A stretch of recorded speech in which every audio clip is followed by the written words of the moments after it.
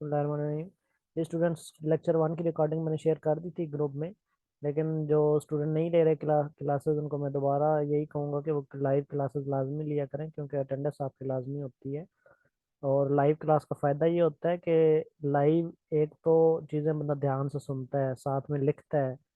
ठीक है। और रिकॉर्डिंग जो है ना, वो एक तो टाइम नहीं मिलता उसको सुनने का। सम टाइम बंदा कहता है कि चलो अभी सुनता हूँ, फिर रात को सुनता हूँ, तो फिर सुबह सुनता हूँ, तो फिर वो टाइम निकल जाता है। लाइव क्लास का तो ये पता होता है ना कितने बजे क्लास होनी है, इसके बाद फिर कोई नहीं होनी। तो इसलिए अपने आप को बाउंड किया करें, तो ये एक फ़ायदा होता है कि बंदा फिर डेली क्लास ले लेता है। रिकॉर्डिंग के उस पे सिर पे ना रहा करें कि रिकॉर्डिंग आ जाएगी। ठीक है। और दूसरी बात ये है कि रिकॉर्डिंग जस्ट मैं इसलिए सेंड करता हूँ कि अगर किसी को कोई कॉन्सेप्ट मिस हो जाए या कहीं पे कोई बात का सिग्नल इशू आ जाता है, तो वहाँ से रिकॉर्डिंग में बाद में अपना वो उसको लिख लिया करे। वो जस्ट मेरा मकसद ये होता है रिकॉर्डिंग सेंड करने का। बाकी कंपलसरी है सबके लिए लाइव क्लास लेना। दूसरी, उसमें लाइव क्लास में ये भी फैसिलिटी हो जाती है, कोई बात आपको नहीं समझ आ रही होती तो आप लाइव पूछ सकते हैं। ठीक है, क्वेश्चन आंसर कर सकते हैं। तीसरा, एक रूटीन बन जाती है उससे। ठीक है, एक टाइम टेबल बन जाता है, एक रूटीन बन जाती है। ठीक है, तो इसलिए जस्ट रिकॉर्डिंग्स पे ना रहा करें, लाइव क्लासेस लाजमी लिया करें। मैं साथ में अटेंडेंस भी लगाता हूँ। और अभी आप देखेंगे 2-3 दिन बाद जो है वो जो नहीं ले रहे लाइव क्लासेस, उन सबको मैंने रिमूव कर देना है। तो नेक्स्ट देखते हैं। कल हमने लेक्चर 1 देख लिया था, यूनिवर्स। किसी ने ये स्क्रीनशॉट लेना है, अगर कल किसी का रह गया था तो यहाँ से ले ले। ये यूनिवर्स नंबर 1 पेज हो गया। और सर जो लास्ट वाली स्लाइड थी ना, हम्म, तो उसका स्क्रीनशॉट रह गया। अच्छा, और ये नंबर 2 पेज है, ले लें जिसका रह गया था। ये स्क्रीनशॉट्स ना ग्रुप में भी शेयर कर दिया करें। आपके ग्रुप में जी प्राइवेसी सर। लगी हुई है? हाँ, अच्छा। चले, मैं आप लोगों का अलग डिस्कशन ग्रुप भी बना देता हूँ, उसमें फिर शेयर कर दिया करें। ये पेज नंबर 2 है जी, और ये पेज नंबर 3 है कल का। चलें जी, आज हम नेक्स्ट बात करते हैं सोलर सिस्टम।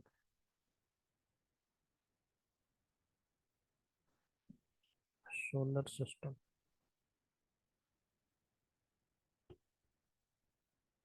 अभी पीछे जो लेटेस्ट इन 3-4 महीने में एग्जाम हुए हैं, उनके आप पास्ट पेपर उठा के देखें, या 5-6 महीने में जो एग्जाम हुए हैं, उनमें भी काफ़ी क्वेश्चन जो हैं वो आपके यूनिवर्स और सोलर सिस्टम से आए हुए हैं।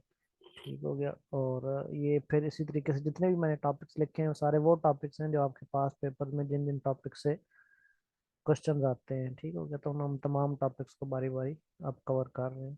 तो नेक्स्ट है जी हमारा सोलर सिस्टम। अच्छा, ये सोलर सिस्टम जो है ना, कल मैंने आपको बताया था कि हमारी कायनात जो है वो बिग बैंग थ्योरी से स्टार्ट होती है अकॉर्डिंग टू साइंटिस्ट। अच्छा, ये जितनी बातें मैं कर रहा हूँ ये अकॉर्डिंग टू साइंटिस्ट हैं। हकीकत में क्या है वो तो अल्लाह ताला बेहतर जानता है, लेकिन अकॉर्डिंग टू साइंटिस्ट उनका यही नज़रिया है कि कायनात का इर्तिका जो है वो बिग बैंग थ्योरी से हुआ। और बिग बैंग थ्योरी के बाद जो है जैसी वो क्या नाम है, पिन हेड मैंने आपको बताया था, वो ब्लास्ट होता है, एक्सप्लोर होता है, उससे फिर लाइट निकलती है। उस लाइट का नाम भी मैंने आपको बताया था। और फिर उसके बाद जो है वो बहुत सी मैटर्स जो हैं वो वजूद में आते हैं, जिसमें नेबुला आ गया। ठीक है, एक बादल नुमा जालो नुमा नेबुला के अंदर फिर गैलेक्सी आ गई। ठीक है, गैलेक्सी, बहुत सी गैलेक्सीज आ गई। ठीक है, और उनमें एक फिर गैलेक्सी आ गई जिसका नाम मिल्की वे है, जिसमें हम रहते हैं। ठीक है, हमारी गैलेक्सी का नाम मिल्की वे है। इस तरीके से सैकड़ों गैलेक्सीज और भी हैं। ठीक है, अब मिल्की वे में फिर सैकड़ों लाखों के हिसाब से जो है वो सूरज आ गए मिल्की वे के अंदर। ठीक है, और उसमें जो हमारा सूरज है उसका नाम है सन। बाकियों के नाम और हैं, सिर्फ हम कहने में उनको सूरज कह देते हैं, लेकिन उनके नाम और हैं। जो हमारे वाला सूरज है उसको हम सन कहते हैं, ये सूरज कहते हैं। ठीक हो गया। अब जो हमारे वाला सन है उसके अंदर फिर आगे कई सिस्टम आते हैं, उसके अंदर प्लैनेट्स आते हैं, उसके अंदर सैटेलाइट्स आते हैं। ठीक है, जो हमारे सन के हैं, बाकी सन के या जो भी उनके नाम है उनके अपने सिस्टम है। जो हमारा सन है उसका जो भी सिस्टम है उसको हम सोलर सिस्टम कहते हैं। ठीक है, यानी कि हमारे सन का जितना भी निज़ाम है उस सारे निज़ाम को हम सोलर सिस्टम कहते हैं। ठीक है, इसमें फिर हमने अपने सन के सिस्टम से बाहर नहीं जाना। तो सन के सिस्टम से बाहर जाएं तो और भी सन आ जाएंगे, फिर उनको इकट्ठा करें तो एक गैलेक्सी बनेगी। फिर इस जैसी और गैलेक्सीज हैं, उनको इकट्ठा करेंगे तो नेबुलाज बनेंगे, नेबुलाज को इकट्ठा करेंगे तो एक कायनात बनेगी। तो साइंटिस्ट ये कहते हैं कि इस जैसी कायनातें और भी हैं। ठीक हो गया। तो अब हम सन में फिर क्या स्टडी कर रहे हैं, जस्ट सन, सोलर सिस्टम में हम क्या स्टडी कर रहे हैं, जस्ट अपने सन को और उसके सिस्टम को देख रहे हैं। ठीक हो गया। तो यहाँ पे पहली बात ये लिख देते हैं कि सन इज द सेंट्रल स्टार। सन, अच्छा ये एक और एमसीक्यूज आपके सामने आ गया कि सन को कहते क्या है, सन के प्लेनेट कहेंगे, सन को जो है वो सैटेलाइट कहेंगे। ठीक है, सन को क्या कहते हैं, सन को स्टार कहते हैं। ठीक है, तो आपके एग्जाम में आया हुआ था क्वेश्चन कि सन इज अ डैश। ठीक है, तो सन इज अ स्टार, सन को हम स्टार कहते हैं। तो sun is the central star of solar system, पूरा सोलर सिस्टम जिसके गिर्द घूम रहा है उसका नाम सन है। ठीक है, तो इसलिए sun is the central star of solar system. All the system around the sun is called solar system. Solar system। ठीक हो गई।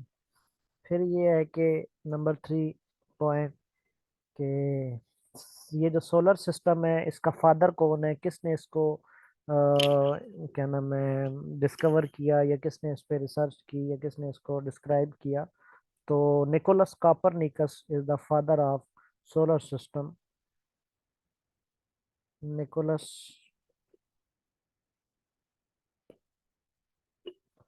कॉपरनिकस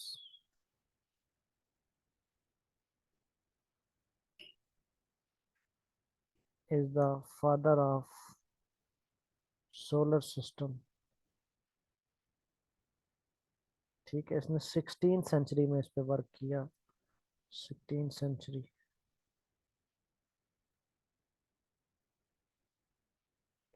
ठीक हो गया। अच्छा, उसके बाद कहाँ का था ये, प्रूशिया का था जी, प्रूशिया का नहीं, जर्मनी का नहीं था, प्रूशिया का रहने वाला था। प्रूशिया भी यूरोप में है, जर्मनी के वैसे साथ है। जर्मनी के साथ एक कंट्री है, जर्मनी और पोलैंड के साथ एक कंट्री है प्रूशिया, ये वहां का रहने वाला था। ठीक हो गया। अच्छा जी, उसके बाद ये है कि सन जो है इसके गैलेक्सी है, तो आपको पता ही है कि हमारे सन की या हमारी गैलेक्सी फिर कौन सी है, मिल्की वे गैलेक्सी। ठीक हो गया। मिल्की वे गैलेक्सी में 200 बिलियन से ज्यादा स्टार्स मौजूद हैं, उनमें एक स्टार जो है वो सन है। ठीक है, मिल्की वे गैलेक्सी में 200 बिलियंस, बिलियन कहते हैं करोड़ को, तो 200 बिलियन से ज्यादा स्टार्स मौजूद हैं, उसमें से एक स्टार जो है वो सन है। ठीक हो गया। और हम सन का सिस्टम देख रहे हैं, तो फिर सन के इर्द गिर्द जो सिस्टम बना रहे हैं वो प्लैनेट्स हैं। ठीक है, तो all planets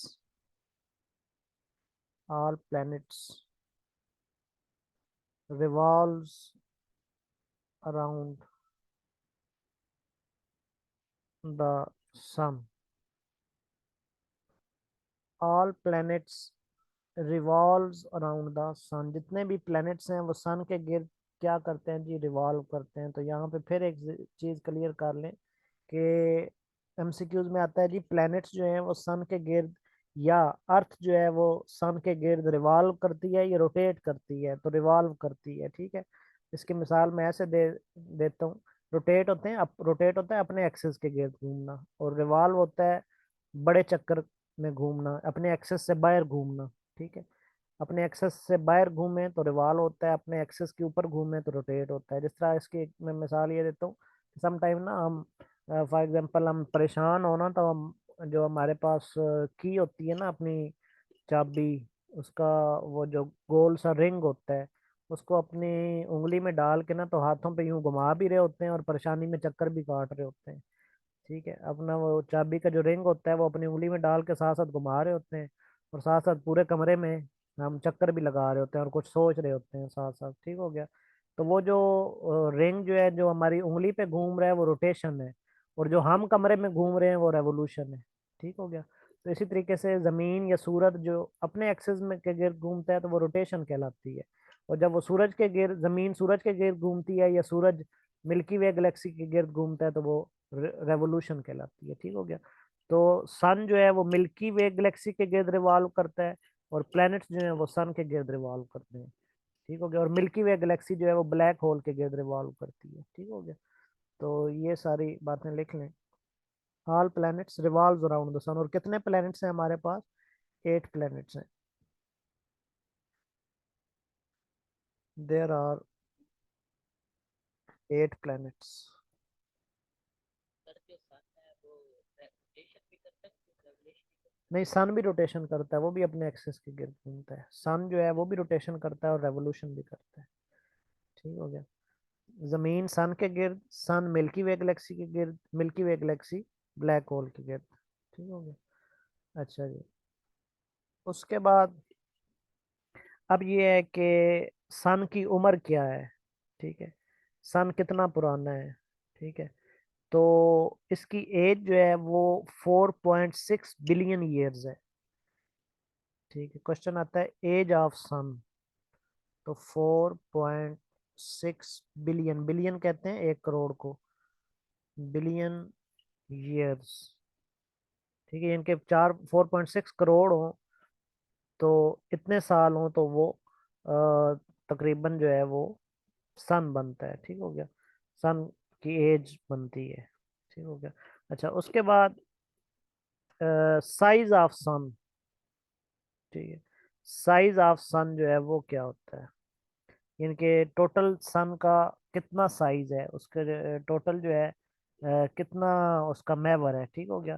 तो तकरीबन 1.3 मिलियन जो है ना, इसका साइज है 1.3 मिलियन। इसको कहेंगे तकरीबन 13 लाख। ठीक है, 13 लाख अर्थ हो ना तो उतना एक सन बनता है। ठीक है, 13 लैक्स अर्थ हो तो उतना एक सन बनता है। 1.3 millions of earths is equal to one sun. One sun. ठीक हो गया।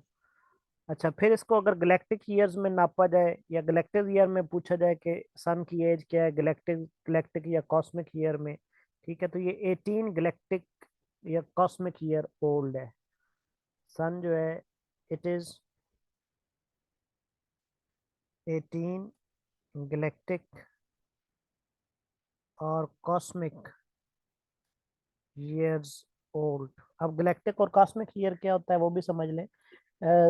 जमीन जब सूरज के गिर्द अपना चक्कर कंप्लीट करती है तो वो 1 ईयर हो जाता है। ठीक हो गया।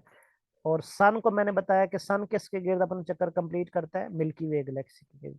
तो जब सन जो है वो मिल्की वे गैलेक्सी के गिर्द अपना चक्कर कंप्लीट करता है तो वो एक गैलेक्टिक ईयर कहलाता है। ठीक है, जब सूरज अपना एक चक्कर मिल्की वे गैलेक्सी के गिर्द कंप्लीट करता है तो वो एक गैलेक्टिक ईयर कहलाता है, या उसको एक कॉस्मिक ईयर भी कहते हैं। उसको एक कॉस्मिक ईयर या एक गैलेक्टिक ईयर कहते हैं। ठीक है, तो one galactic year is equal to, इधर मैं लिख देता हूँ, one galactic year or cosmic year is equal to one revolution, one revolution of sun around Milky Way या around its galaxy, around its galaxy। ठीक हो गया।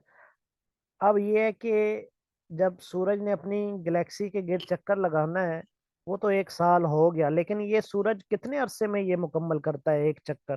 ठीक हो गया। इसको टाइम कितना लगता है एक चक्कर मुकम्मल करने में?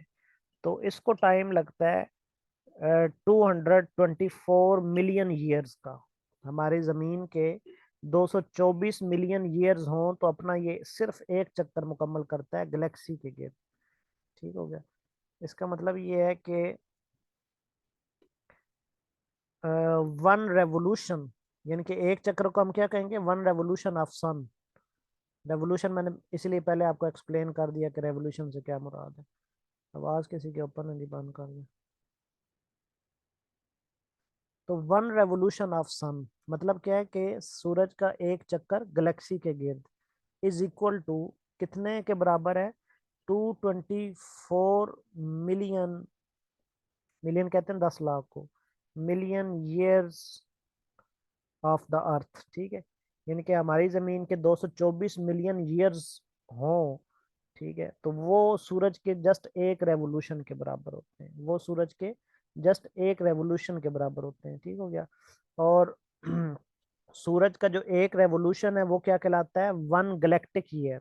उसको क्या कहते हैं, 1 गैलेक्टिक या 1 कॉस्मिक ईयर। तो ये सूरज कितना पुराना है, 18 गैलेक्टिक ईयर्स पुराना है। यानी कि मुख्तसर बाद में अगर मैं कहूँ तो अब तक सूरज ने मिल्की वे के गिर्द कितने चक्कर लगा लिए, 18। ठीक है, मिल्की वे के गिर्द अब तक सूरज ने 18 चक्कर कंप्लीट कर लिए। जी स्टूडेंट, यहाँ तक बात क्लियर होगी है सबको? जी सर। चले, इसका टेम्परेचर कितना है जी सूरज का, टेम्परेचर, टेम्परेचर देखा जाए तो 5500 डिग्री सेंटीग्रेड इसका सरफेस टेम्परेचर है। 5500 डिग्री सेंटीग्रेड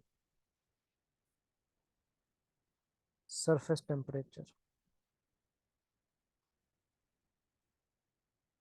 टेम्परेचर ठीक हो गया। उसके बाद ये है कि सन जो है वो अपने एक्सिस के गिर्द भी घूमता है। गलीलियो ने कहा था कि वो अपने एक्सिस के गिर्द भी घूमता है और रिवॉल्व भी करता है, ठीक है, लाइक अर्थ, ठीक हो गया। और फिर ये है कि जो सूरज की सरफेस है ना, वो 3 कोर्स पर मुश्तमिल होती है, ठीक है, 3 पार्ट्स पर मुश्तमिल होती है। यानी कि सूरज जो है वो 3 पार्ट्स या 3 कोर्स पर मुश्तमिल होती है। जो इसके सबसे अंदर वाली कोर है, ठीक है, देयर आर 3, आप इसको कह लें कि सरफेस ऑफ द सन। पहली सरफेस का क्या नाम है, पहली सरफेस कहते हैं corona, number 1 corona, number 2 photosphere. Picture है, पिक्चर भी दिखा दो। मैं दिखा देता हूँ, मैं बल्कि बना देता हूँ। फोटोस्फियर और तीसरी कोर सरफेस। ये भी इम्पोर्टेंट क्वेश्चन है जी। ये 3 सरफेसेज हैं, मैं आपको पिक्चर बना देता हूँ, ठीक हो गया। ये देखें, ये सबसे जो आउटर मोस्ट सरफेस होती है ये कोरोना कहलाती है, ठीक है, सबसे आउटर मोस्ट सरफेस जो है ब्लैक कलर की, ये कोरोना है। फिर इसके दरमियान एक सरफेस होती है, इसे कहते हैं फोटोस्फेयर, ठीक है, दरमियान वाली फोटोस्फेयर। और फिर इसके अंदर एक छोटी सरफेस होती है, सबसे इनर वाली, इनर मोस्ट, उसे कहते हैं कोर सरफेस, ठीक है, इसे कहते हैं कोर सरफेस। तो अब ये छोटे वाली क्या कहलाई, कोर सरफेस, इनर मोस्ट, इसे कोर सरफेस या इनर मोस्ट कहते हैं, इनर मोस्ट। और एक फिर इंपॉर्टेंट क्वेश्चन आता है कि सन की कौन सी सरफेस जो है वो विजिबल है और कौन सी इनविजिबल है, यानी कि कौन सी हमें नजर आती है और कौन सी नजर नहीं आती है, ठीक है। तो ये जो कोर सरफेस है ये हमें नजर नहीं आती, ठीक है, तो ये इनविजिबल है, ये इंसानी आंख नहीं देख सकती कोर सरफेस, ठीक है। हमें जो सूरज नजर आता है ना वो दरमियान वाली सरफेस है, ठीक है, जो हमें, जहाँ हम सूरज देखते हैं वो फोटोस्फेयर है, ठीक है। जो दरमियान वाला सूरज है वो हमें नजर आता है, ना तो ऊपर वाला नजर आता है जो ऊपर वाला उसका दायरा है, और ना अंदर वाला उसका दायरा नजर आता है, हमें सिर्फ दरमियान वाला नजर आता है, ठीक है। तो फिर वो क्वेश्चन पूछते हैं कि सूरज की कौन सी सरफेस जो है वो विजिबल है। तो इसका आंसर क्या है जी, वो नीचे ऑप्शन देंगे, कोरोना, फोटोस्फेयर या कोर, या नन ऑफ अबव या ऑल ऑफ अबव। तो इसका करेक्ट ऑप्शन क्या है जी, फोटोस्फेयर, ठीक है। तो photosphere is visible to naked eye या टू ह्यूमन आई। ये ब्लू कलर वाली है, ब्लू कलर वाली को कहते हैं फोटोस्फेयर, ये साथ साथ लिखते जाएंगे, इसे कहते हैं फोटोस्फेयर, फोटोस्फेयर, ठीक है। और ये जो है ये विजिबल है, विजिबल टू ह्यूमन आई। और फिर तीसरी सरफेस है ब्लैक वाली, उसे कहते हैं कोरोना, ठीक है। और ये कोरोना भी इनविजिबल है, लेकिन इसका एक क्वेश्चन ये भी है कोरोना का कि कोरोना किस कंडीशन में विजिबल होता है, ठीक है। एक कंडीशन ऐसी है कि जिसमें कोरोना भी विजिबल होता है, और वो कंडीशन है एक्लिप्स की, कि जब सूरज ग्रहण लगता है तब आपको कोरोना भी नजर आती है। सूरज को देखें तो इसके इर्द गिर्द एक सुर्ख रंग का आपको दायरा नजर आता है जब सूरज ग्रहण लगता है, तो वो कोरोना सरफेस है। ठीक है, तो ये कोरोना है और ये नॉर्मली इनविजिबल है, invisible but visible only in eclipse. जब सूरज ग्रहण लगता है तब ये सिर्फ कोरोना सरफेस विजिबल होती है, नॉर्मली ये भी इनविजिबल होती है। तो जो आम हालात में विजिबल रहती है वो जस्ट फोटोस्फेयर है। ठीक हो गया। तो ये तीन सरफेस जो है वो मैंने आपको बता दी। फिर ये है कि सूरज जो है वो कितनी गैसेस से मिलकर बना होता है। क्वेश्चन आता है कि सूरज के अंदर कौन कौन सी गैस है। तो कायनात भी दो गैसों से मिलकर बनी है, मैंने कल आपको बताया था। हाँ जी, कौन कौन सी गैसें बताई थी, रिपीट करें जरा। कायनात किन दो, हाइड्रोजन, जी एग्जैक्टली। तो कायनात जो है वो दो गैसेस से मिलकर बनी है, हाइड्रोजन और हीलियम। क्योंकि मैंने आपको बताया था बहुत ज्यादा हीट निकली, और यही दो गैसेस होती हैं हीट बनाने वाली। ठीक हो गया। और इसी से मिलकर सूरज भी बना हुआ है। ठीक है, हाइड्रोजन और हीलियम से मिलकर। अब देखें ना, सबसे ज्यादा हीट जो है वो हाइड्रोजन बनाता है। अब आप के जो है दुनिया में एटम बम तैयार है, अब एटम बम से ऊपर हाइड्रोजन बम भी तैयार हो रहे हैं। ठीक है, एक तो एटम बम है ना, वो सुपर हाइड्रोजन बम, यानी कि उससे भी ज्यादा हीट वाले या उससे भी ज्यादा तबाही वाले बम जो है वो हाइड्रोजन बम है। ठीक हो गया। तो 12वें नंबर पे, sun is composed of two gases, hydrogen and helium. इनकी मिकदार भी पूछी जाती है, हाइड्रोजन कितनी है और हीलियम कितनी है। हाइड्रोजन जो है वो 91.8% है हाइड्रोजन। समटाइम 91.8 को जो है वो सर्कल करके 92% भी लिख दिया जाता है। 91.8 का मतलब 92। ठीक है, तो 91.8% जो है वो हाइड्रोजन है। और हीलियम की मिकदार जो है वो 7.9% है, और फिर इसको सर्कल करके 8% भी लिख दिया जाता है। तो 7.9। तो मुख्तसर ये कि 92% जो है वो हाइड्रोजन है और 8% जो है वो हीलियम है। ठीक है, सूरज में। अच्छा, ये हाइड्रोजन और हीलियम जो है ये किस तरीके से एनर्जी पैदा करते हैं। एनर्जी पैदा करने के दो तरीके होते हैं। या तो जो एटम्स हैं वो आपस में टकराते हैं, ठीक है, तो एनर्जी पैदा होती है। और या फिर ये है कि एटम टूटता है तो एनर्जी पैदा होती है। दो ही बातें हैं, एटम टूटे तो एनर्जी पैदा होती है या एटम टकराए तो एनर्जी पैदा होती है। ठीक है, तो ये क्वेश्चन आता है कि सूरज की जो एनर्जी है वो गैसों के टूटने से पैदा होती है या टकराने से पैदा होती है। तो टकराने से पैदा होती है। ठीक है, टकराने के अमल को फ्यूजन कहते हैं या फिशन कहते हैं। तो टकराने के अमल को फ्यूजन कहते हैं। What is the difference between fusion and fission. Fusion में जो है वो टकराव होता है, जबकि फिशन जो है उसमें तोड़ा जाता है। ठीक है, फिशन जो है वो तोड़ने वाला अमल है, और फ्यूजन जो है वो टकराने वाला अमल है। ठीक है, तो ये भी लिख लें। नंबर 13 के energy of sun come from fusion. अब यहाँ पे ऑप्शन आते हैं फ्यूजन या फिशन, या एक दो और ऑप्शन वो लिख देता है। तो fusion of hydrogen and helium. ठीक है, फ्यूजन और फिशन को अगर मजीद मैं समझाऊं तो दोनों प्रोसेस ऐसे हैं कि जैसे फॉर एग्जांपल आप क्लास में किसी बच्चे को मारे ना तो उसकी चीखें निकलती हैं। ठीक है, या फिर दो बच्चे आपस में टकरा जाएं तो फिर उनकी भी चीखें निकलती हैं। ठीक है, तो वो जो बच्चे को मारने से चीख निकल रही है वो फिशन हो रहा है। ठीक है, यानी कि उसके उसको तोड़ा जा रहा है तो उसकी अपनी चीख निकल रही है। और जो दो बच्चे आपस में टकरा के वो जो आवाज आती है दोनों के टकराने की, तो वो फिशन है, सॉरी फ्यूजन है। ठीक है, पहले वाला फिशन है, और जो दो बच्चे आपस में टकरा के जो उनके टकराने की आवाज है वो फ्यूजन है। ठीक है, तो इस तरीके से भी आप इसको याद रख सकते हैं कि ये हाइड्रोजन और हीलियम जब आपस में टकराती हैं तो फ्यूजन का अमल होता है। और फिशन की एग्जांपल कौन देगा, टूटने से जो एनर्जी पैदा होती है उसकी एग्जांपल क्या है। जी को बता सकता है टूटने से कौन सी एनर्जी पैदा होती है। Sir gamma rays. Gamma rays तो इतनी चीजें कॉमन एग्जांपल नहीं है, कॉमन एग्जांपल देना। जिस तरह लाइक एटम बम है। ठीक है, एटम बम में कौन सा अमल होता है, फ्यूजन का या फिशन का। फिशन का अमल होता है, ठीक है। एटम बॉम्ब में जो है वो एटम को तोड़ा जाता है, इनके यूरेनियम जो है ना, यूरेनियम यूरेनियम को तोड़ के तो उससे हीट पैदा की जाती है, जो पूरी कंट्री को जो है वो ले जाती है, ठीक है। तो उसमें एटम बम में जो है वो फिशन का अमल होता है, जबकि सूरज में जो है फ्यूजन का अमल होता है। दोनों की मैंने आपको एग्जांपल दे दी। चलिए नेक्स्ट देखते हैं जी, 14 नंबर पे कि ये जो सूरज की लाइट है ये ज़मीन तक पहुंचने में कितना टाइम लेती है, ठीक है। तो सनलाइट, हाँ जी, ये सारे बड़े इंपॉर्टेंट क्वेश्चन हैं। तो सनलाइट टेक्स 8 मिनट, कुछ और भी हैं, 8 मिनट एंड 16 पॉइंट, नहीं 16.6 सेकेंड, एग्जैक्ट ये है। फिर वो 16.6 सेकेंड को कोई 30 सेकेंड कह देता है, कोई 8 मिनट को भी 9 मिनट कह देता है पूरे बना के, ठीक हो गया। या कोई 8 मिनट ही कह देता है, अगले वाले सेकंड बोलता ही नहीं है।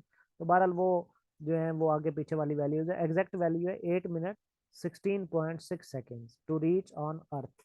कि सूरज की लाइट जो है वो सूरज से लेके ज़मीन तक पहुंचने में 8 मिनट 16.6 सेकेंड्स जो है वो लेती है, ठीक हो गया। और फिर ये है कि स्पीड ऑफ लाइट कितनी है। एक ये है कि टाइम ऑफ लाइट, इसे क्या कहेंगे, टाइम ऑफ लाइट। ये जो मैंने आप लिखा है ये टाइम ऑफ लाइट है। और किस रफ्तार से आती है स्पीड ऑफ लाइट, ये दोनों अलग अलग चीजें, टाइम ऑफ लाइट और चीज है, स्पीड ऑफ लाइट और चीज है। तो स्पीड ऑफ लाइट कितनी है जी, 3 लैक्स, 3 लैक्स, आगे क्या इकाई है जी, speed of light 3 lakh metre है, ये किलोमीटर है। इसको जरा चेक करें गूगल से, मीटर पर सेकंड है या किलोमीटर पर सेकंड है। इसको जरा चेक करें गूगल से, मीटर पर सेकंड है या किलोमीटर पर सेकंड है। या फिर इसको एक और तरीके से भी लिखा जाता है, 3 × 10⁻⁸ मीटर पर सेकंड। ये तो मीटर पर सेकंड ही है जो अब मैं लिख रहा हूँ, लेकिन दूसरे को जरा चेक करें। ये 8 जो है ना, ये अब ऊपर कैसे लिखा जाएगा, यहाँ पे तो नहीं लिखा जाएगा। अच्छा, 10⁻⁸ समझ लें, ऊपर ये 8 जो है ना 10 के ऊपर लिखना है आपने, 10⁻⁸ मीटर पर सेकंड। तो ये मीटर पर सेकंड है, लेकिन वो जरा चेक कीजिएगा, 3 लैक्स किलोमीटर है या मीटर है। मीटर है सर। किलोमीटर है ना, मुझे वही, आपने मीटर कहा तो मुझे वो कंफ्यूजन हो रही थी, क्योंकि मेरे जहन में किलोमीटर ही था। तो ये किलोमीटर पर सेकंड है, ये मीटर पर सेकंड है, 3 × 10⁻⁸ मीटर पर सेकंड ऐसे लिख लें, या फिर 3 लैक्स किलोमीटर पर सेकंड लिखें, ठीक है, 3 लैक्स में किलोमीटर आएगा। अच्छा जी, ये स्पीड ऑफ लाइट है।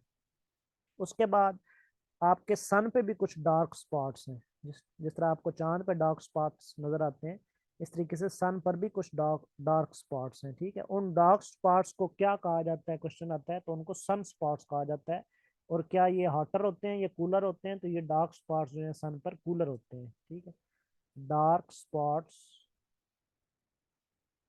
On the sun is called sun spots and cooler, और ये कूलर होते हैं, ठीक हो गया। फिर सन से कुछ शुआएं निकलती हैं, ठीक है, कुछ खतरनाक शुआएं निकलती हैं, जिनको कहते हैं सोलर विंड्स, ठीक है। सोलर विंड्स, ये सोलर विंड्स क्या चीज होती हैं, कुछ तापकार शुआएं हैं, कुछ खतरनाक शुआएं हैं जो सन से निकलती हैं, ठीक है। और ये प्रोटॉन्स और इलेक्ट्रॉन्स पर मुश्तमिल होती हैं। और ये सन की कौन सी लेयर से निकलती हैं, कोरोना लेयर से, यानी कि जो आउटर आउटर मोस्ट लेयर होती है, जो इनविजिबल होती है, आउटर मोस्ट, वहां से ये शुआएं निकलती हैं, जिन्हें सोलर विंड्स कहा जाता है। तो solar winds are a stream of protons and electrons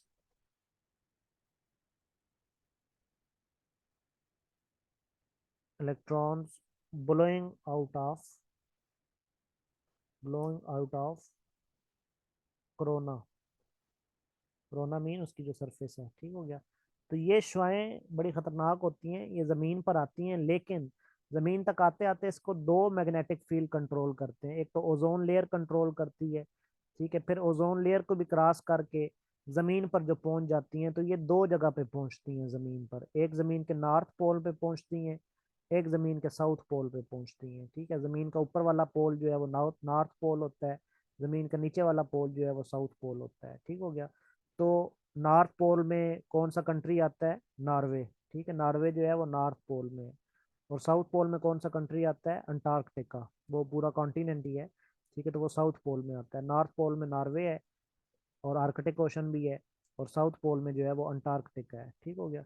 तो यहाँ दो पोल्स पर ये शुआएं पहुंचती हैं, और जो नॉर्थ पोल पे पहुंचती हैं उनको कहते हैं अरोरा बोरिलाइज। ठीक है, इनके नाम क्या हैं? अरोरा बोरिलाइज, अरोरा बोरिलाइज। ये कहाँ पे पहुंचती हैं? आर्कटिक रीजन पे। मैंने बताया ना ऊपर आर्कटिक ओशन है नॉर्थ पोल पे। आर्कटिक रीजन या नॉर्वे, नॉर्वे जिसको last corner of the world. थोड़ा ऊपर कर सकते हाँ जी, नजर आ रहा है अब? जिसको last corner of the world भी कहते हैं। अब नजर आ रहा है जी?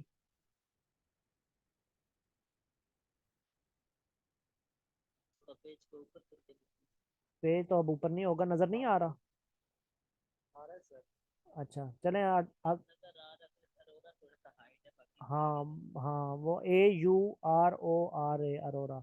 आगे 19 नंबर से नेक्स्ट लिख लेंगे। ठीक है, ये चले, मैं इसको नेक्स्ट ही लिख देता हूँ, बल्कि नहीं इधर ही लिखें, अरोरा बोरिलाइज।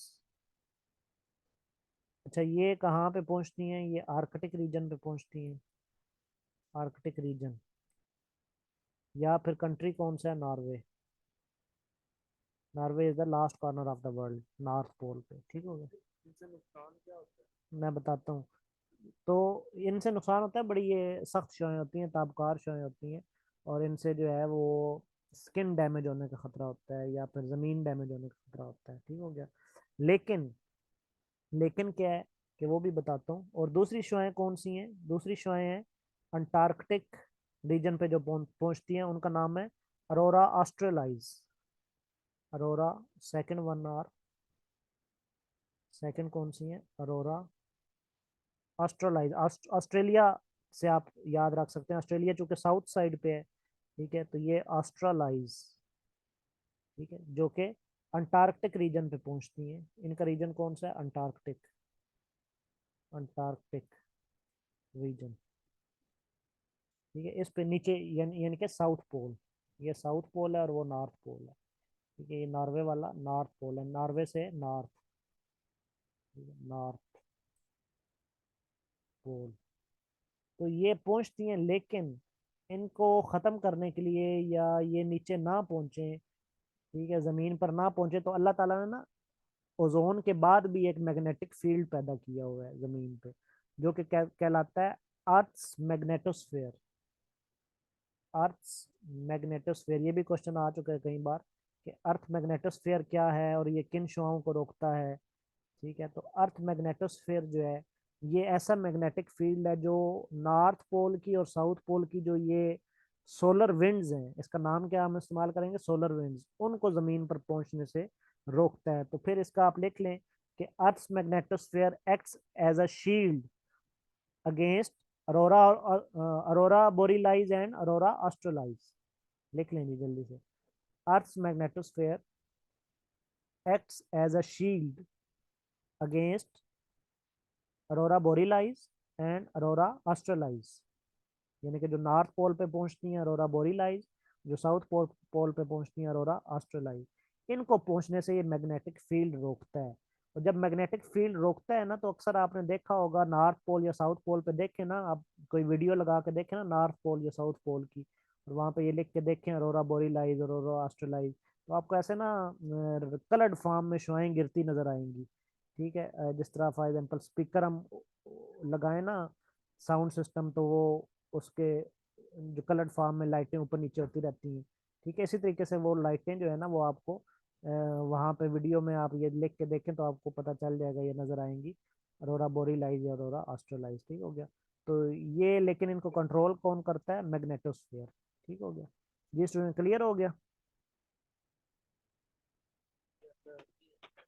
शिवाय बता रहे हैं एट द टाइम और एक टाइम पे नहीं, दोनों पे जो नॉर्थ पे होती हैं वो अरोरा बोरीलाइज, और जो साउथ में, मैं आपको यहाँ पे दिखा भी देता हूँ, यहाँ पे ना देख लेते हैं ताकि आप लोगों का कंफ्यूजन दूर हो जाए।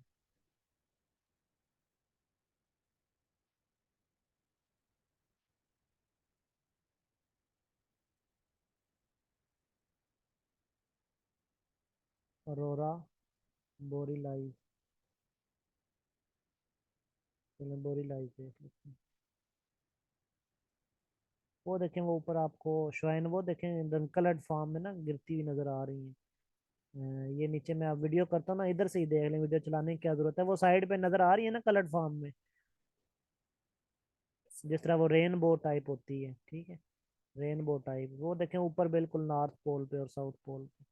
तो ये है जी अरोरा बोरीलाइज और ऑस्ट्रा, ये बोरीलाइज है और इसी तरीके से ऑस्ट्रेलाइज है। ये इनको खोल के देख लेते हैं। वो देखें ये, वो साइड पे नजर आ रही हैं आपके, लेकिन ये सिर्फ नॉर्थ और साउथ पोल पे होती हैं। ठीक हो गया, तो बहरहाल ये मैंने आपको दिखा दिया। नेक्स्ट देखते हैं।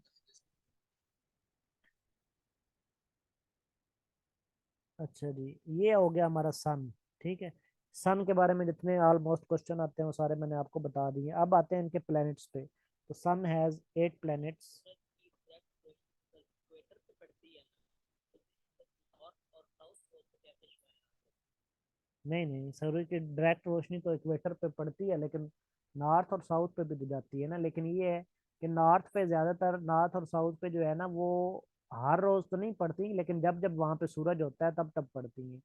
ठीक है, सूरज की शुआएं जाती हैं कि 6 मंथ जो है वो नॉर्थ पोल पे अंधेरा रहता है, 6 मंथ जो है वो रोशनी रहती है। ठीक है, और लेकिन ये जो इक्वेटर है वहां पे तो फिर पूरा साल सूरज की शुआएं पड़ती हैं, लेकिन पड़ती तो पूरी जमीन पर है।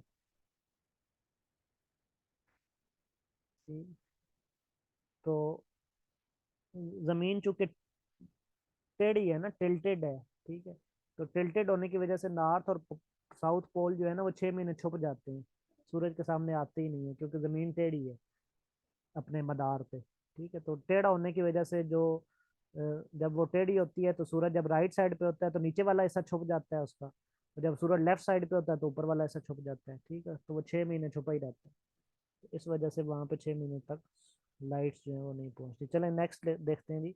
प्लैनेट्स आ जाते हैं जी। प्लैनेट्स, प्लैनेट्स ऑफ सन। तो देर आर 8 प्लैनेट्स, पहले 9 थे अब 8 हो गए। देर आर 8 प्लैनेट्स ऑफ सन। इनके नाम तरतीब से मैं लिख भी देता हूँ, आप लोगों ने तरतीब से याद भी कर लेना। फॉर एग्जाम्पल वो यही पूछ सकता है 6 नंबर वाले प्लेनेट का क्या नाम है, तो आपको सीक्वेंस याद होना चाहिए। तो नंबर 1 पे मरकरी, फिर number 2 Venus, number 3 Earth, number 4 Mars, number 5 Jupiter,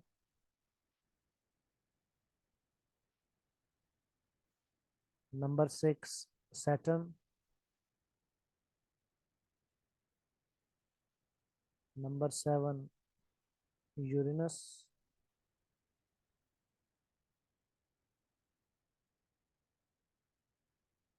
spelling वैसे उम्मीद है ठीक ही होंगे, क्योंकि जो है वो ऐसे मैं ज़बानी लिखता हूँ, तो लेकिन कहीं पे यू की बजाय ए लिख दूँ या ए की बजाय यू लिख दूँ तो वो देख लिया करें, खुद ज़रा वेरीफाई कर लिया करें, समटाइम लिखते हुए मिस्टेक हो जाती है। और फिर नंबर लास्ट पे जो है वो आपका यूरेन आ जाता है, नेपच्यून। ठीक है, यूरेनस के बाद नेपच्यून।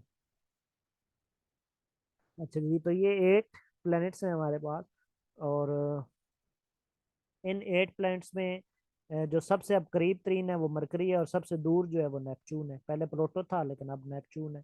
तो अब इनको जो है वो वन बाय वन हम स्टडी करते हैं। सन में कहा गया कि वो तुम्हारे फ्रेंड्स स्पेस वो प्लूटो, प्लूटो, पर आठ नहीं नहीं, कौन सा गैलेक्सी का हिस्सा नहीं है? प्लूटो। हाँ, प्लूटो गैलेक्सी का नहीं, सोलर सिस्टम का हिस्सा नहीं है, क्योंकि सोलर गैलेक्सी तो और सिस्टम चीज में होती है ना। वो हाँ। उसमें हाँ, 2008 में। अरे एग्जैक्ट डेट तो नहीं क्या है याद है, 15 अगस्त 2008। जी जी, 2008 में कहा गया, वो उसको निकाल दिया गया। ठीक हो गया। तो अब इनको वन बाय वन स्टार्ट करते हैं जी। मरकरी, सबसे पहले हेडिंग दे मरकरी। ठीक है, वन बाय वन देखते हैं जी इनमें से क्या क्या क्वेश्चन आते हैं। तो number first is mercury. Mercury जो है, पहला क्वेश्चन तो आपको इसकी तरतीब से ही क्लियर हो जाना चाहिए। अगर मैं पूछूं कि नियरेस्ट स्टार टू सन कौन सा है, सन से करीब तरीन स्टार, सॉरी प्लेनेट कौन सा है, स्टार नहीं कहेंगे उसको, प्लेनेट कहेंगे। तो नियरेस्ट प्लेनेट कौन सा है जी? मरकरी। ठीक है, तो पहली खासियत इसकी ये होगी कि ये नियरेस्ट है, नियरेस्ट प्लेनेट। ठीक हो गया। अच्छा, नियरेस्ट होने के साथ साथ ये स्मॉलेस्ट भी है, सबसे छोटा भी है, स्मॉलेस्ट प्लेनेट। पास में। और स्मॉलेस्ट होने के साथ साथ छोटा है ना, छोटी चीजें, छोटे बंडे को घुमाए ना आप, अ, उसमें क्या कहते हैं, पोला कहते हैं। तो छोटे बंडे को घुमाए तो वो तेजी से घूमता है, बड़े बंडे को घुमाए तो वैसे ऐसे रिंग रिंग रिंग करके घूमेगा। ठीक हो गया। तो इससे आपने याद रखना है कि चूंकि छोटा है तो इसलिए सबसे तेजी से घूमता है। ठीक है, लेकिन किसके गिर्द? अपने गिर्द नहीं, सूरज के गिर्द। इसका मतलब है फास्टेस्ट रिवॉल्विंग होगा या फास्टेस्ट रोटेटिंग होगा? रिवॉल्विंग होगा। तो फास्टेस्ट रिवॉल्विंग है ये। करीब करीब है ना, तो इसलिए ये सब हाँ, एक। ये भी हो सकता है कि सूरज के चूंकि करीब तरीन है, सबसे जल्दी चक्कर यही लगा के आ जाएंगे। ठीक है, फास्टेस्ट रिवॉल्विंग है। अच्छा, कितना फास्टेस्ट है, मतलब कोई हम आइडिया भी तो लगाए ना कि कितनी तेजी से घूमता है। तो जमीन के, हमारी जमीन जो है वो कितने दिनों में एक साल मुकम्मल करती है? यानी कि रिवॉल्विंग को ईयर ही कहेंगे ना, जब एक रिवॉल्विंग कंप्लीट होती है तो उसे एक ईयर कहते हैं। और जब एक रोटेशन कंप्लीट होती है तो उसे क्या कहेंगे? एक रोटेशन जब कंप्लीट होती है तो उसे क्या कहेंगे? एक रिवॉल्विंग कंप्लीट, हाँ, दिन कहेंगे। ठीक है। हाँ जी। तो एक रोटेशन जो है वो एक दिन में कंप्लीट होती है, और एक रेवोल्यूशन जो है वो एक साल में कंप्लीट होती है। तो अगर ज़मीन जो है वो 365 दिनों में अपनी एक रेवोल्यूशन कंप्लीट करती है, तो ये जो मरकरी है ये 88 दिनों में घूम के आ जाता है, पूरा सूरज। ठीक है क्या? तो 88 days of earth is equal to 1 year of Mercury. ठीक है, ये इसका मरकरी के नाम जो है ना ज्यादातर रोमन्स ने रखे थे। तो ये रोमन्स का मैसेंजर ऑफ गॉड भी कहलाता था मरकरी। मैसेंजर, रोमन इसको क्या कहते थे? मैसेंजर ऑफ गॉड, कि अल्लाह का फरिश्ता है ये, मैसेंजर ऑफ गॉड। गॉड हम जी छोटे ही लिखेंगे क्योंकि उनका तो वो देवता वगैरह को गॉड मानते। तो मैसेंजर ऑफ गॉड। ठीक है, वो उनको जो है वो अल्लाह का फरिश्ता कहते थे। और इसका मतलब इनके मरकरी का रोमन्स क्या लेते थे? Messenger of God. तो ये भी लिख लें। उसके बाद ये है कि अच्छा, ये जो मैंने 80 डेज 88 डेज लिखे हैं, ये तो रिवॉल्विंग के लिखे हैं ना, लेकिन ये जो इसकी रोटेशन है ये सबसे स्लो तो नहीं है, लेकिन बहुत स्लो है। ठीक है, आवाज नहीं आ रही मेरी? एक साथ क्लियर क्लियर। अच्छा, वो आपके अपनी तरफ कोई इशू होगा भाई, रिफ्रेश कर लें। अच्छा जी, 88 डेज तो इसके मैंने रिवॉल्विंग के लिखे हैं, लेकिन रोटेशन के कितने दिन है? रोटेशन इसकी बहुत ज़्यादा स्लो है, सबसे स्लो तो नहीं लेकिन बहुत ज़्यादा स्लो है। टाइमर में कितना टाइम रह गया है? 9 मिनट। अच्छा चलो ठीक है। अच्छा ठीक है, रोटेशन जो है वो इसकी बहुत ज़्यादा स्लो है। कितनी स्लो है कि ये 176 दिनों में अपनी सिर्फ रोटेशन कंप्लीट करता है, यानी कि अपने गेट, अपने एक्सेस के गेट कंप्लीट करता है। 176 days of earth is equal to 1 rotation या 1 डे ऑफ मरकरी। ऊपर मैंने ईयर का लिखा है। अपना एक साल जो है वो जमीन के 88 दिनों में मुकम्मल कर लेता है, लेकिन अपना एक दिन जो है वो जमीन के 176 दिनों में मुकम्मल करता है, क्योंकि रोटेशन में बहुत ज्यादा स्लो है। ठीक है, दिन इसका बहुत लंबा होता है, हमारे 176 दिन हो तो इसका एक दिन बनता है। जबकि हमारे 88 दिनों में इसका पूरा एक साल बन जाता है। एक साल मतलब सूरज के गिर्द ये घूम आता है, लेकिन अपने गिर्द जो है वो 176 दिनों में मुकम्मल करता है। ठीक है, अपने जो डे है ना वो 176 दिनों में कंप्लीट करता है। ठीक है। अच्छा, इससे एक हम कंसेप्चुअल कॉन्सेप्ट ये भी निकाल सकते हैं, ये जो ऊपर मैंने लिखा है 88 डेज वाला, इससे एक और कॉन्सेप्ट भी निकल सकता है कि ये देखें 88 का डबल क्या होता है। 88 का डबल कितना होता है? हाँ जी, 88 का डबल कितना होता है? 176। 176। 72। 176 होता है। ठीक है, 88 का डबल जो है वो 176 होता है। ठीक हो गया। तो इसका मतलब है अगर 2 years हो, 2 years हो, तो वो जमीन के कितने दिन बनेंगे? यानी कि 2 revolutions हो, 2 years या 2 revolutions हो, तो जमीन के कितने दिनों में मुकम्मल होंगी? बताएं जी। 176 दिनों में। अगर एक रेवोल्यूशन 88 डेज में होती है, तो 2 revolutions 176 डेज में होगी ना। ठीक हो गया। और 176 डेज का इसका अपना एक दिन होता है। इसका अपना एक दिन किसके बराबर होता है? 176 डेज के। यानी कि 176 डेज हो तो इसकी अपनी 2 revolutions हो जाती हैं और 1 rotation होती है। ऐसी बात है या नहीं है? दरम्यान में मैंने 176 डेज लिख दी है कि 176 दिनों में सूरज के गिर्द 2 चक्कर लगा आता है और अपने गिर्द सिर्फ एक ही चक्कर लगाता है। बात समझ आई है? ठीक है। तो 176 दिनों में 2 revolutions मुकम्मल कर लेता है और एक रोटेशन मुकम्मल करता है। इसका मतलब है 176 दिनों में 2 साल कंप्लीट कर लेता है और अपना सिर्फ एक दिन ही कंप्लीट करता है। ठीक हो गया। और फिर हम इसको ये भी कह सकते हैं कि अगर इस बात को हम इस तरीके से भी लिख लें, इधर मैं नीचे लिख देता हूँ, इस बात को हम इस तरीके से भी लिख सकते हैं कि 1 day of Mercury, 1 day of Mercury is equal to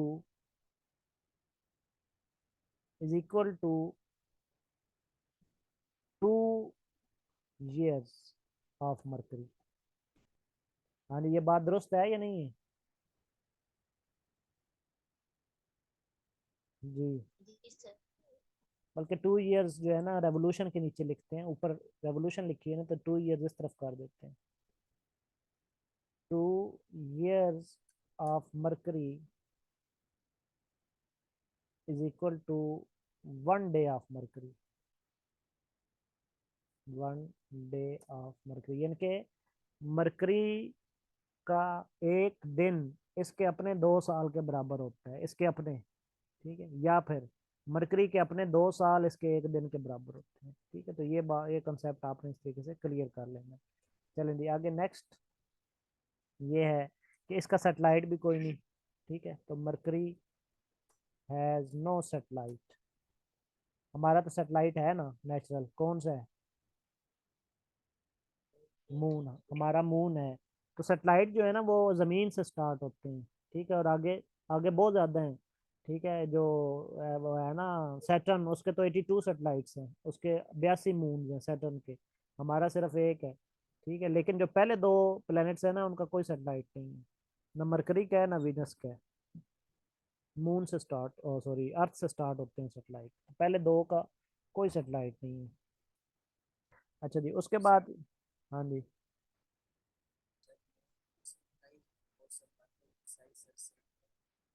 moon की और मरकरी की, यार ये मैंने चेक नहीं किया, वैसे चेक कर लें, में भी आप ठीक कह रहे हो, क्योंकि छोटा तो है मरकरी। ठीक हो गया। तो नो लाइफ ऑन मरकरी। हाँ, मैं भी आप ठीक कह रहे हो क्योंकि मरकरी छोटा है, सबसे छोटा है। चलो जी, मरकरी के बारे में ये 8 मैंने आपको एमसीक्यूज लिख दिए, क्लियर हो गए सबको? Yes sir. चलो आगे नेक्स्ट आता है जी वीनस। वीनस में भी किसी दिन जो है ना वो हमारा एक लेक्चर जो है ना वो 2 दिनों पर मुश्तमिल हो, क्योंकि बड़े बड़े लेक्चर्स हैं। ठीक है, ज़्यादा कॉन्सेप्ट है, तो कुछ कुछ लेक्चर जो हैं वो तो हमारे एक दिन में कंप्लीट हो जाएंगे, लेकिन कुछ ऐसे भी लेक्चर्स हो सकते हैं कि जो 2 दिनों में कंप्लीट हों। तो ये अभी जहाँ पे ये कट जाएगी वीडियो, 1 घंटे बाद, तो वहाँ पे हमारी क्लास स्टॉप हो जाएगी। बाकी नेक्स्ट जो है वो फिर हम कल करेंगे। ठीक हो गया? कितना टाइम रह गया? 3 मिनट सर, 3 मिनट रहता है वीनस। टाइम। अच्छा चलें, फिर वीनस को कल करेंगे। वीनस से आगे बाकी स्टार जो है ना वो कल करेंगे, और कल हमारा सोलर सिस्टम कंप्लीट हो जाएगा। ठीक है, और परसों से फिर हम थर्ड लेक्चर अपना स्टार्ट करेंगे। ठीक हो गया जी? अच्छा चलें जी, स्क्रीन शॉट ले लें। ये लेंगे स्क्रीन शॉट लें। इसको याद भी करना है, और हफ्ते बाद जितना आप पढ़ लेंगे उसका जो है वो आपका टेस्ट भी होगा कंसेप्चुअल। और इसके बाद अभी मैं ग्रुप में अनाउंस कर देता हूँ, आपके इम्तियाज शायद की बुक से भी वीकली 4 टेस्ट होंगे, एक मंडे को और एक थर्सडे को। 2 पास पेपर के टेस्ट मंडे को होंगे और 2 थर्सडे को होंगे। 4 ये टेस्ट होंगे और एक पांचवा टेस्ट कंसेप्चुअल लेक्चर्स का होगा जो मैं दे रहा हूँ।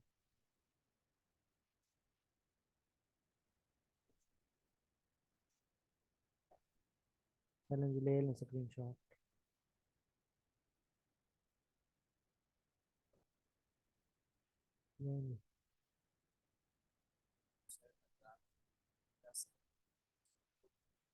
जी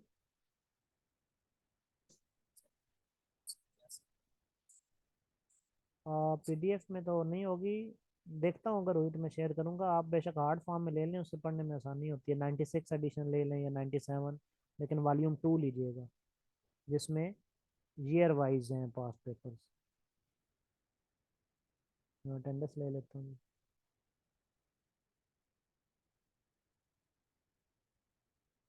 ओके स्टूडेंट, फिर अल्लाह हाफिज़, टेक केयर।